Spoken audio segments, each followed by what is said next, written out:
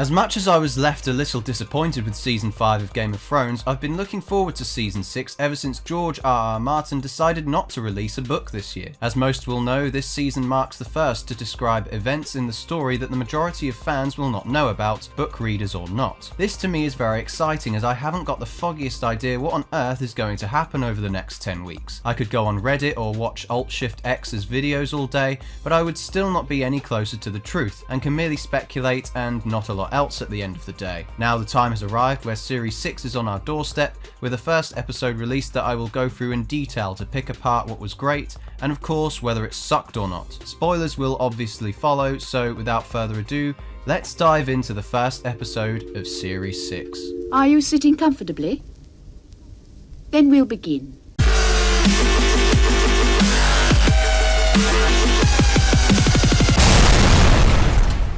The episode opens with a whopping 4-minute previously on Game of Thrones trailer. I'm quite surprised they put this in here considering the ratings it received last year, but then again it was rather forgettable compared to the previous seasons in my opinion, so I don't blame them for reminding us what on earth happened at the end of that clusterfuck of a series last year. But 4 minutes?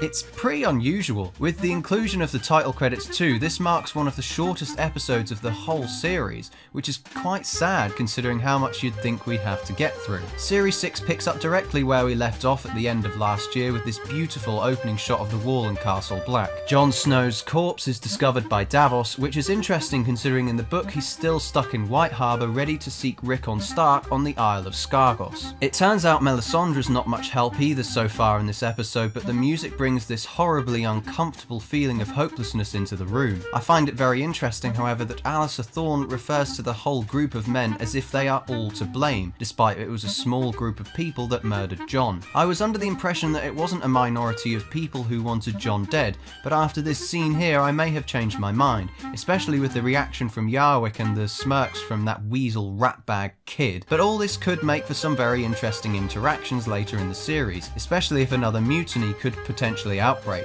given the White Walkers are just around the corner now. Down in Winterfell, Ramsay makes a rather humorous comment regarding what to do about the character nobody really cared about, saying that she should be fed to the dogs because of her good meat. Did nobody see how skinny that girl was last year? Her ribs are visible. One of the more irritating moments of the episode comes when Theon and Sansa reach the river. You'd think after all the abuse and life-threatening situations she's been through, a bit of cold water wouldn't make her flinch one bit, but she has a fit about it. I can understand why she'd react like this, considering most of her life she's been cooped up in some castle or another safe and warm location. Maybe had her life not been turned to shit after her father's head was cut off, I'd be a little more understanding. I'd just like to have seen a bit more of a stronger turnout for her character considering that awesome entrance she made towards the end of Series 4. Conveniently, Brienne and Pod come in the nick of time to save them. This fight scene is pretty cool given that Brienne isn't just walking all over them with ease this time around, and Pod gets to do some fighting too,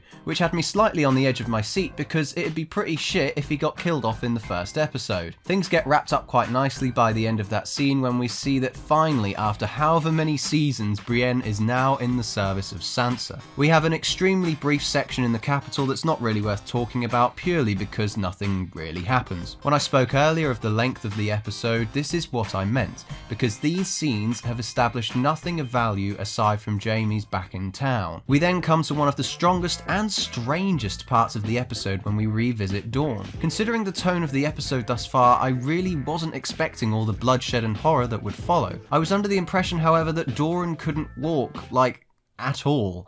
Why is he walking with her? Also, Hota is killed instantly. This is a big bloke, a character with the utmost loyalty to protect the prince, and a tiny little knife just knocks him dead? Jesus, it's unfortunate because Indira Varma's performance in this scene is absolutely fantastic.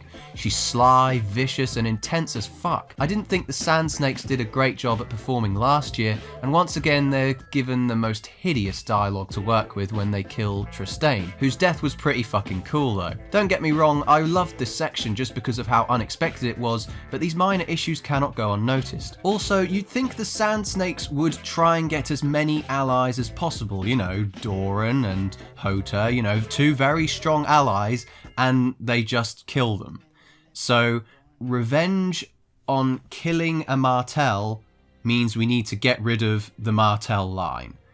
That makes lots of sense. The section with Tyrion gives us a slight sneak peek into what will come for him in the future of the show, which I don't really have much of a problem with because it was rather humorous. The part with the baby and the passing comments between himself and Varys are always fun to watch. The humour does end rather quickly as we see the harbour burning in this gorgeous shot here. The scene with Jorah and Daario probably annoyed me the most though, considering absolutely nothing is established within it. We know that Dany has been taken, we know Jorah has grayscale. Moving on to more interesting things. Actually, I take it back. I really hope there's a purpose to Dany's plotline. I haven't cared about it for the past few seasons, and I'm not that interested now, unless there is some genuine purpose to her going back with the Dothraki. This sequence in the camp was just simply unnecessary. Not only is the dialogue between the members of the camp some of the most cringy subtitle reading I've ever witnessed, but we could just be in Vaes Dothrak right now. This part of the episode could have been put in a future episode in a more subtle way, had the show not been so insistent on shoving Daenerys into this first episode of the series just to keep the audience's attention from running out. Oh my god, she's my fave though! Woo! Girl power! More to the point, why did none of those savages just rip that gorgeous dragon neck brace off her and just sell it for more slaves? I can't believe how soft they're all being with her, quite frankly. Yeah, a couple of mean comments and a whiplash. That's nothing compared to what I've seen them do before. Since when were the Dothraki this civilized? Arya gets shoehorned in because of the same reason Dany showed up in this series' first episode, and tensions begin rising at the wall. The final scene with Melisandre was a fantastic reveal. I'm sure by the time I upload this it'll be pretty old news, but I really have been thinking about this outcome a lot. Could this mean she's got more secrets to tell as the story progresses? Is this symbolic of her loss of faith? Has the realization that the prophecy she's been living by for years and years that turned out to be untrue had this much of a physical effect on her? Who knows? Only time will tell.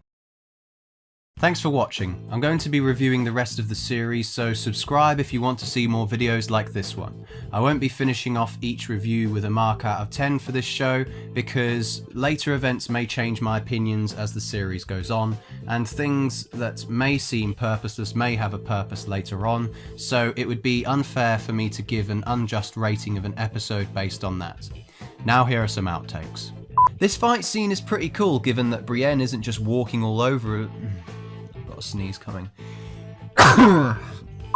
Where did we get to? Conveniently. And Pod gets to do some fighting too, which had me slightly on the edge of my seat because I'd be pretty shit if... I'd be pretty shit, eh? This part could have been put in there and a lot more... The part... Oh dear.